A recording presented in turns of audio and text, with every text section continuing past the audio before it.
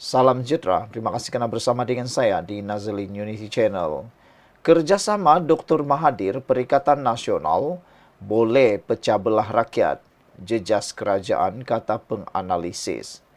Azmi Hasan dari Akademi Nusantara berkata, Kerajaan Anwar Ibrahim perlu memberi perhatian serius kepada kerjasama itu kerana ia boleh mengancam perpaduan negara. Kerjasama Dr. Mahathir dan Perikatan Nasional PN untuk mempertahankan kuasa orang Melayu mungkin boleh memberi kesan kepada kestabilan kerajaan perpaduan pimpinan Perdana Menteri Anwar Ibrahim. Azmi Hasan dari Akademi Nusantara berkata, Kerajaan Anwar perlu memberi perhatian serius kepada kerjasama itu kerana ia berpotensi menimbulkan ketegangan antara rakyat dan mengancam perpaduan negara. Beliau berkata gabungan itu boleh memecah belahkan hubungan antara orang Melayu dan bukan Melayu, membuatkan orang bukan Melayu semakin curiga terhadap Perikatan Nasional PN. Ia akan melebarkan jurang segmentasi pengundi terutamanya antara Melayu dan bukan Melayu, katanya kepada FMT. Mahathir dalam sidang media pada Khamis lalu berkata, beliau dan pemimpin PN bersetuju untuk bekerjasama dengan bagi menentang musuh bersama orang Melayu demi memastikan kuasa Melayu tidak hilang. Beliau mendakwa hak orang Melayu dirampas secara beransur-ansur di bawah kerajaan Anwar dan ini mendorong mereka bersatu bagi memperjuangkan hak masyarakat itu. Mahathir turut disertai oleh pemimpin seperti pengerusi PN Muhyiddin Yassin, Naib Presiden PAS Idris Ahmad, bekas Setiausaha Agung UMNO Anwar Musa dan bekas Timbalan Presiden Pejuang Marzuki Yahya dalam mesyuarat meja bulat itu. Di sinilah bermulanya netizen mengecam tindakan Mahathir dan juga Muhyiddin. Kata mereka, Muhyiddin tidak sedarkah bahawa Mahathir sebenarnya sedang menunggang Perikatan Nasional bagi mempertahankan dirinya selepas RCI Batu Putih telah pun didedahkan. Belum pernah kita dengar ada perdamaian antara Muhyiddin dan Mahathir sebelum RCI itu didedahkan. Anda masih ingat ketika SG4 diperkenalkan, yang dijemput adalah Mahathir. Muhyiddin macam tidak hadir pun, tidak dijemput pun atau tiada pun dalam uh, memperkenalkan ataupun penubuhan SG4 itu. Padahal SG4 itu sepatutnya sebagai pengerusi Perikatan Nasional, Muhyiddin pun perlu berada di sana. Dan kita pun belum pernah nampak kerjasama antara Muhyiddin dan Mahathir sebelum RCI Batu Putih. Tapi selepas RCI Batu Putih, tiba-tiba pula nama-nama besar ini bergabung semula dengan mendakwa mereka berjuang untuk menentang musuh bersama orang Melayu. Jadi ada pengulas politik, khususnya dalam laporan di Harapan Daily, Mahathir sebenarnya menunggang Perikatan Nasional. Ketika ditanya mengenai motivasi kumpulan itu, Azmi berkata ia mungkin cubaan untuk meraih sokongan politik dan mencerminkan keadaan terdesak Mahathir serta pemimpin PN untuk kekal relevan. Saza Sukri dari Universiti Islam Antarabangsa Malaysia pula berpendapat tiada apa yang perlu kerajaan Anwar bimbangkan. Mahathir pernah cuba bekerjasama dengan PAS tahun lalu, jadi ini hanyalah strategi sama ada beliau untuk menumpang pengaruh pemimpin Melayu lain. Tetapi saya tidak rasa ia akan memberikan kesan besar kerana pengaruhnya semakin merosot, katanya. Beliau berkata tahun lalu Mahathir cuba memanfaatkan gelombang hijau namun gelombang itu kini semakin reda.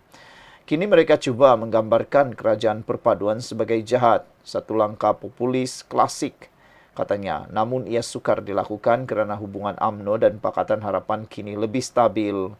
Ditanya adakah kerjasama Mahathir dan PN akan menghalang usaha Anwar menarik sokongan orang Melayu, Saza berkata sokongan komuniti itu memang sukar diraih oleh Presiden PKR tersebut. Jadi ia status quo. Mereka yang percaya kepada retorik Mahathir dan Muhyiddin adalah golongan yang tidak akan mengundi Anwar dalam apa keadaan sekalipun.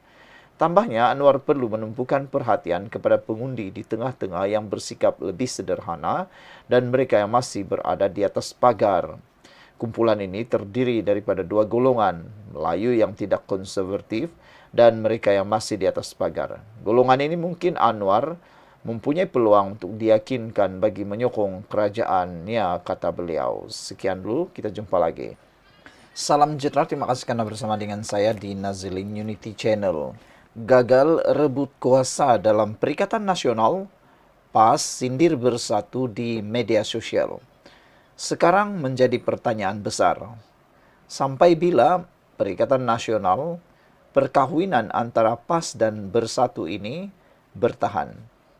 Ada satu lawak jenaka dalam satu ruangan TikTok yang saya baru lihat sebentar tadi.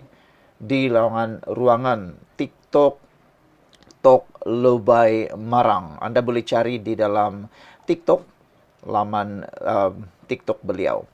Beliau menulis, PAS berkahwin dengan Bersatu atau PAS campur Bersatu, jawabnya sama dengan bercerai. Adakah benar PAS dan Bersatu memang tiada jodoh sejak awal lagi, cuma kawin paksa? Adakah PAS dan Bersatu memang sudah tiada jodoh lagi? Ini apabila tindakan Samsuri letak jawatan, dan kini pula dikatakan akan menyusul beberapa pula mungkin akan letak jawatan, dan rayuan Wan Faisal menyatakan, kalau marahkan nyamuk, jangan bakar kelambu. Wah, itu pun persoalan besar. Satu isyarat yang menjadi tanda tanya besar. Hari ini, tindakan PAS menyindir Bersatu di media sosial turut menjadi buah persoalan semua netizen. Gara-gara gagal rebut kuasa dalam Perikatan Nasional. Pemimpin PAS dilihat menyindir Bersatu di media sosial selepas gagal berebut kuasa dengan Bersatu dalam Perikatan Nasional PN. Seorang ahli jawatan kuasa kerja PAS pusat secara terbuka mengkritik rakan gabungannya itu sekaligus menguatkan lagi desas-desus bahwa kedua-dua parti itu sedang berantakan. Nasruddin Hasan yang kini walaupun sibuk dengan bisnes yang menjanjikan pendapatan 5 angka sebulan, tampil menyindir parti yang diterajui Tan Sri Muhyiddin Yassin itu. Bersatu adalah menyatukan sesuatu yang berselerak, bukan membolot untuk menjadi satu, tulisnya pada catatan awal di Facebook hari ini. Walau bagaimanapun, menerusi edit history, didapati 2 jam kemudian Nasruddin menyunting hantaran tersebut dengan memadam ungkapan, bukan membolot untuk menjadi satu. Perpecahan Bersatu dan PAS dilihat semakin memuncak susulan tindakan Naib Presiden PAS, Datuk Seri Dr. Ahmad Samsuri Mokhtar meletak jawatan sebagai Bendahari Agung Perikatan Nasional pada 11 Disember lalu. Malah, beberapa pemimpin Perikatan Nasional sebelum ini pun saling berbalas kenyataan berhubung calon Perdana Menteri gabungan itu untuk pilihan raya ke-16 PRU ke-16. Antaranya adalah Naib Presiden Bersatu Datuk Seri Ahmad Faizal Azumu, Mursidul Ampas, Datuk Hasim Jasin serta Presiden Gerakan Datuk Dr. Dominic Lau. Kalau masih ingat lagi, perdebatan antara Naib Presiden Bersatu Peja, Mursidul Ampas, Datuk Hasim Jasin muncul bersama dengan Presiden Gerakan gara-gara perdebatan siapa boleh jadi poster boy dan siapa bakal Perdana Menteri Perikatan Nasional. Nampaknya belah makin kelihatan. Sekian untuk kali ini. Jangan lupa tinggalkan komen Anda.